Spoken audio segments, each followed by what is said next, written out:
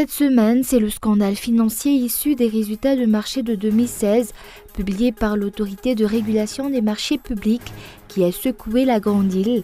Dans ces documents, des dépenses faramineuses des ministères, s'élevant à plusieurs milliards pour certains.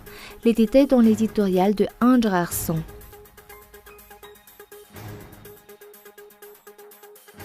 Le groupement des entreprises de Madagascar demande une collaboration avec le secteur privé et le ministère de l'Industrie pour trouver une solution à l'insécurité. La situation causée par cette insécurité devient insoutenable. Ce problème est un des sujets abordés lors des conseils des ministres et des conseils du gouvernement, d'après le ministre de l'Industrie. Et une importante opération israélienne en Syrie. L'armée annonce avoir frappé 12 cibles aériennes. Le pilote d'un F-16 a été blessé.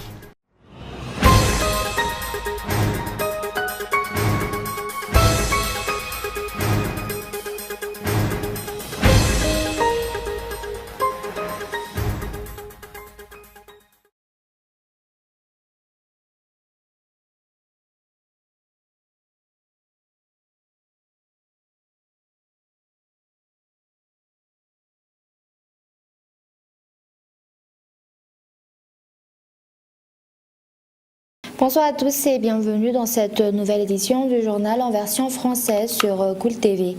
À la une cette semaine, c'est le scandale financier issu des résultats de marché de 2016 publiés par l'Autorité de régulation des marchés publics qui a secoué la grande île. Dans ces documents, des dépenses faramineuses des ministères s'élevant à plusieurs milliards pour certains. Une erreur de saisie a soutenu le directeur général de l'ARMP pour expliquer ces montants. Les détails dans cet éditorial de André Arson. Le résultat des marchés publics de 2016 continue d'alimenter les discussions. Le directeur général de l'Autorité de régulation des marchés publics invoque une erreur de transcription, rajoutant 3 zéros supplémentaires au montant des dépenses pour justifier les montants exorbitants des dépenses des ministères inscrits dans ces résultats de 2016.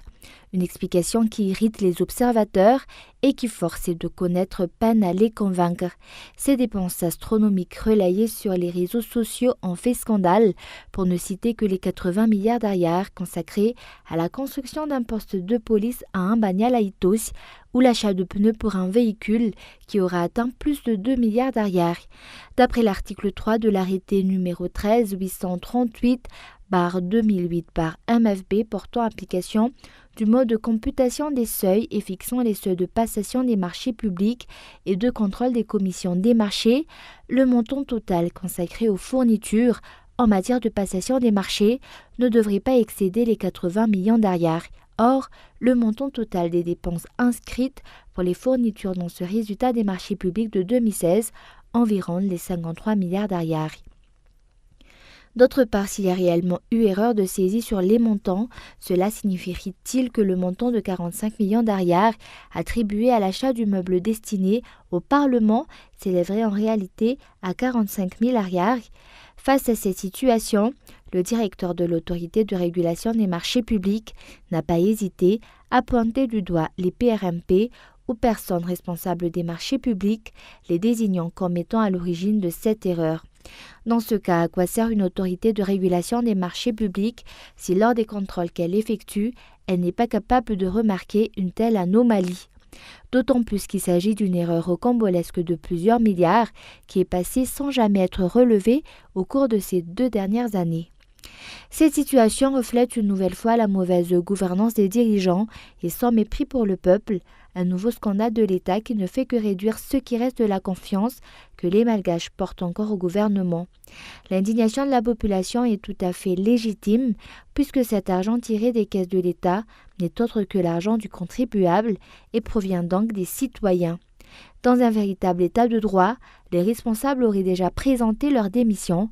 Par ailleurs, face à de telles circonstances, le Bureau indépendant anticorruption devrait réagir. Et actualité économique, des petits consommateurs ont également été touchés par la hausse du tarif de l'électricité appliquée depuis le début de l'année. Les consommateurs commencent à hausser le temps face au mauvais rapport qualité-prix offert par cette entreprise publique. Reportage de Miantarangianev. Si la hausse appliquée sur le tarif d'électricité de la Jirama depuis le mois de janvier dernier s'élève généralement à 8,5%, contrairement à ce qui a été dit auparavant, les grands consommateurs n'ont pas été les seuls auxquels s'est appliquée cette hausse. Le tarif de l'électricité continue d'augmenter. D'ailleurs, ça a toujours été le cas depuis. Le renouvellement annuel du tarif de cette compagnie d'électricité est inscrit dans la loi en vigueur à Madagascar et se fait en proportion de l'inflation. Le tarif de l'électricité devrait être renouvelé chaque année. Un rappel pour ceux qui l'ignorent, d'après les réglementations en vigueur, il faudrait réviser ce tarif 2 fois par an en fonction du taux d'inflation. La hausse du tarif d'électricité n'est pas une solution d'après un économiste. C'est un problème interne qui est à la source des pertes subies par cette compagnie. Et c'est à cela que la Jirama devrait trouver des solutions, d'après les explications. D'ici 2030, selon notre politique, d'ici 2030, les chiffres devraient être à 75% d'hydroélectricité, 15% d'énergie thermique produite à base de fioul lourd et de gazoil, 5% d'énergie éolienne et 5% solaire. Pourquoi devrions-nous être dépendants de l'hydroélectricité ? Pourquoi ne pas développer les productions à base de charbon, de gaz ou d'autres produits existants à Madagascar ? Est-ce que nous maîtrisons notre modélisation pour nous permettre d'acquérir notre indépendance en matière d'énergie ?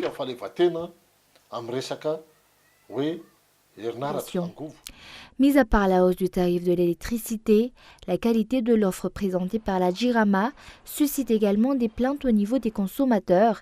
Ces derniers se plaignent des fréquentes coupures d'électricité. Et le groupement des entreprises de Madagascar demande une collaboration avec le secteur privé et le ministère de l'Industrie pour trouver une solution à l'insécurité. La situation causée par cette insécurité devient insoutenable. Ce problème est un des sujets abordés lors des conseils des ministres et des conseils du gouvernement, d'après le ministre de l'Industrie. Reportage. Une solution efficace et pérenne, c'est en résumé ce que le groupement des entreprises de Madagascar attend de l'État face à l'insécurité qui règne sur la grande île. Ce groupement est prêt à engager un dialogue pour tenter de trouver une solution à ce problème d'après les explications.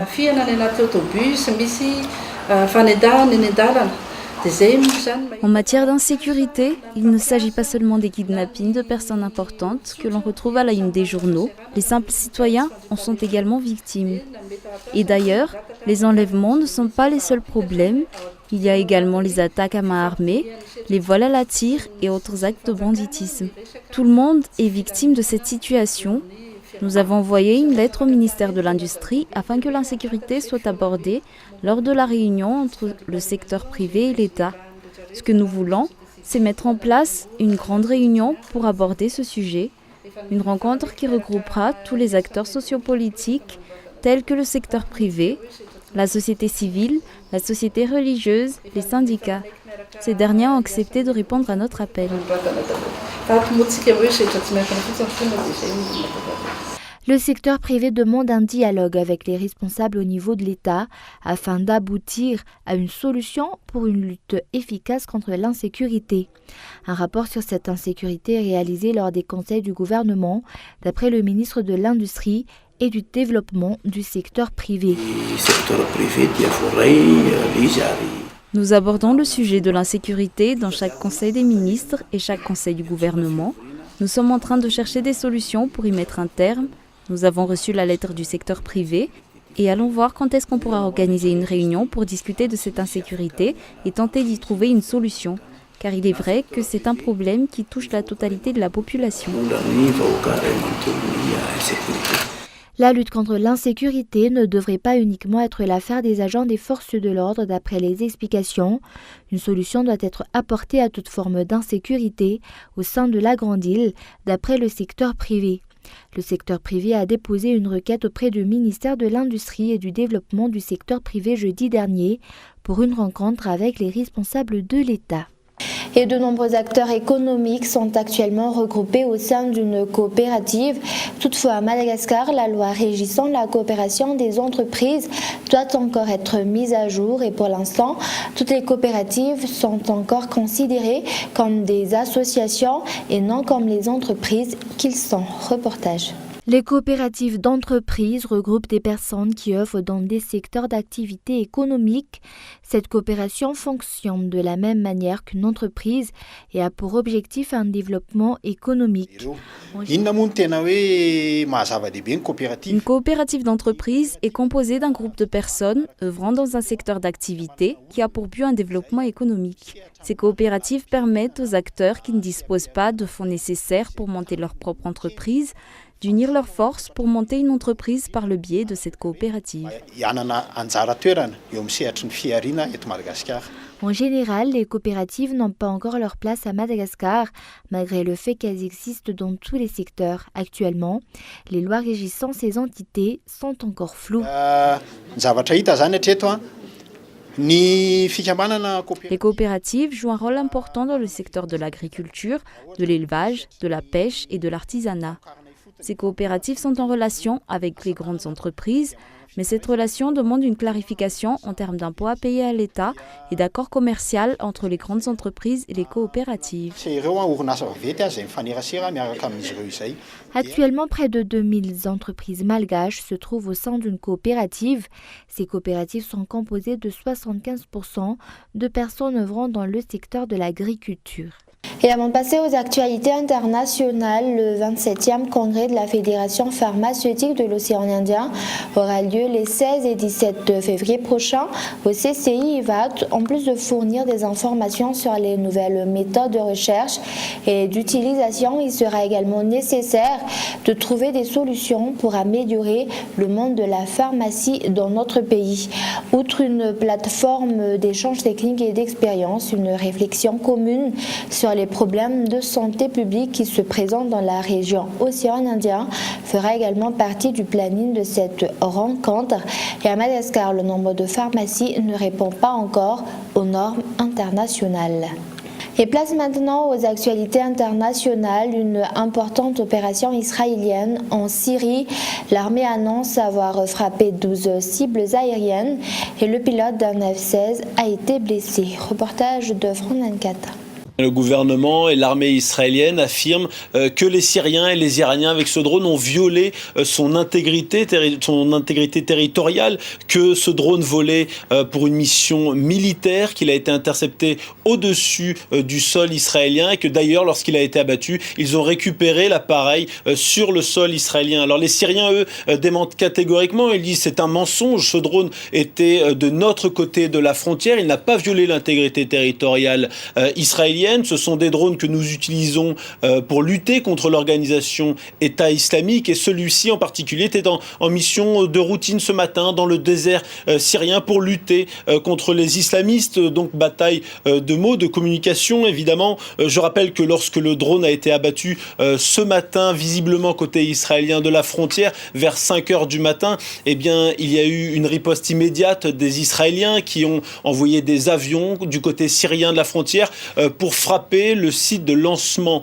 de ce drone. À leur retour, eh bien, l'un des avions, un F-16 israélien, a manifestement été touché. Les deux pilotes ont dû être éjectés. Ils sont toujours en vie, ils ont été récupérés. Ils sont hospitalisés en ce moment même, alors qu'il y en a un des deux qui est sévèrement blessé, même si manifestement ces jours ne sont pas en danger. L'avion s'est écrasé côté israélien, donc puisque comme je vous le disais, il était sur le retour. Il s'est écrasé près de Haïfa, tout au nord du territoire israélien. Et l'armée israélienne, évidemment, après ce crash de son avion, a riposté immédiatement en frappant 12 cibles du côté syrien de la frontière. Elle affirme que parmi ces 12 cibles, il y avait notamment 3 batteries de défense antiaérienne et 4 infrastructures iraniennes présentes sur le sol syrien. Donc une riposte immédiate. Aujourd'hui, Damas et ses alliés, c'est-à-dire l'Iran et le Hezbollah, affirment que si une autre attaque terroriste, ce sont les mots qu'ils emploient dans un communiqué ce matin. Si une autre attaque terroriste comme celle de ce matin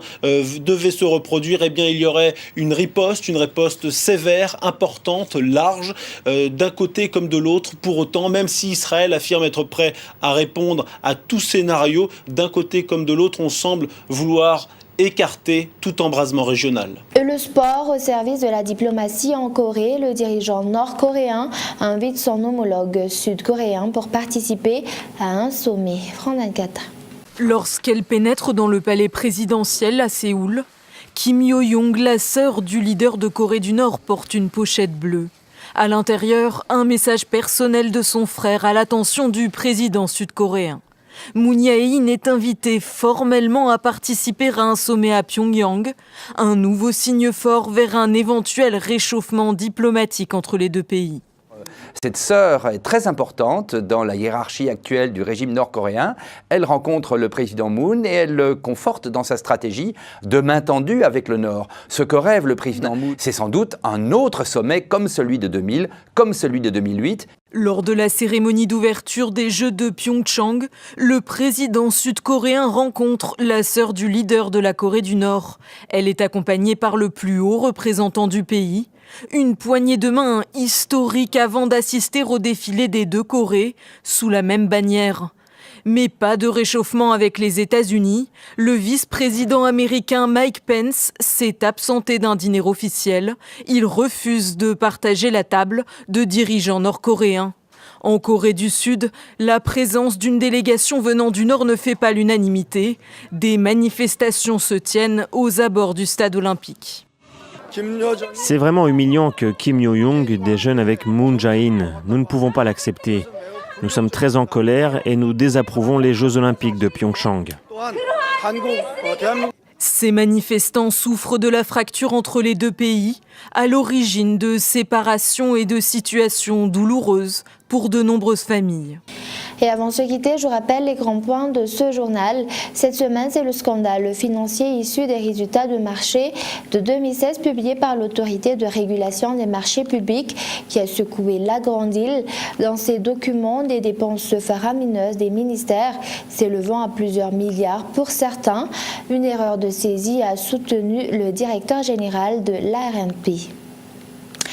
Et le groupement des entreprises de Madagascar demande une collaboration avec le secteur privé et le ministère de l'Industrie pour trouver une solution à l'insécurité. Et enfin, une importante opération israélienne en Syrie. L'armée annonce avoir frappé 12 cibles aériennes. Le pilote d'un F-16 a été blessé.